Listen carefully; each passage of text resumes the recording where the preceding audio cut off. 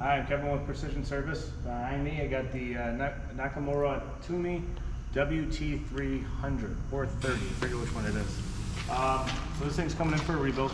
I don't know if I said that before, but the problem with this machine is it was Boxways, which are superior for cutting, but the downside is when they get worn out, you get chip buildup, you screw up the ways, and the only way to go about fixing it is pulling the whole entire machine down to the base and regrinding the surfaces and refitting all the slides. So it is a lot of work, but these machines are workhorses. They have a ton of freaking coverage on it. I'll show you that in a second. But what you have here is your lower X turret. You have your sub spindle, you have your main spindle, and then your upper X turret. So I think that would be one that's considered two. I forget how they word it in the catalog, but we will be sending the spindles out to be rebuilt. Not that one because it was already rebuilt about a year or two ago. We'll be checking, obviously going through all the scraping alignments, going through all the gearing and this stuff to see what's wrong, what it needs, whether it's seals, bearings, whatever the case is.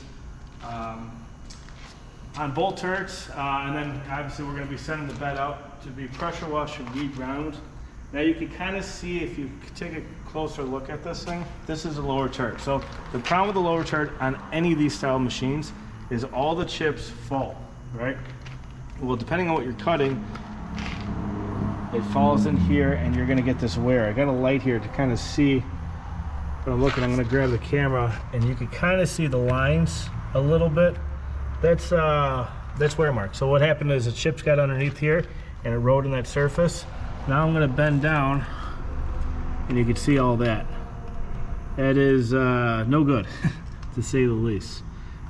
So I believe that would be, I want to say that's the master way. I got to pull these wipers back to see which one's the master and the gib, but that's what's going on. So what happened is this turret's probably falling down, which is causing us, if you're drilling out, if you're putting a hole, whether it's in this side or this side, I bet you're below center line, and depending how long your drill bit is, that's a problem that we're having.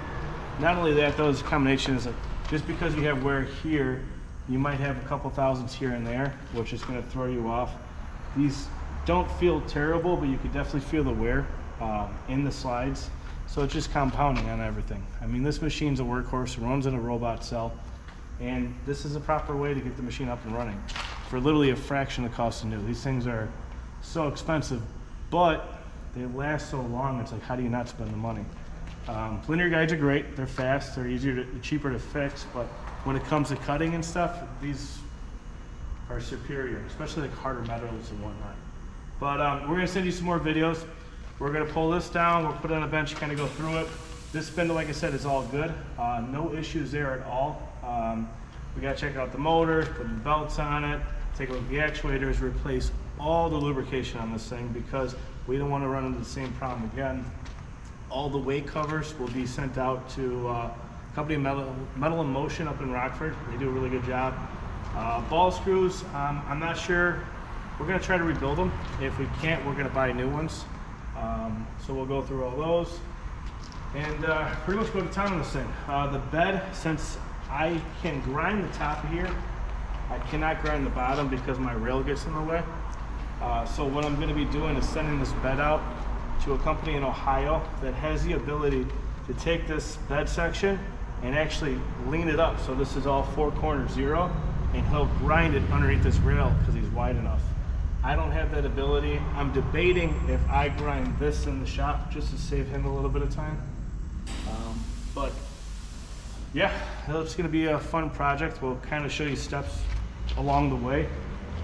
And yeah, that's pretty much it. So what I'll do is I'm going to show you another video of just walk around the machine, showing you exactly what it looks like. You know, these machines got a shitload of covers on them. Not many times you can see a machine like this to see the actual internals on it. So thank you for watching, and we'll get you some more updates.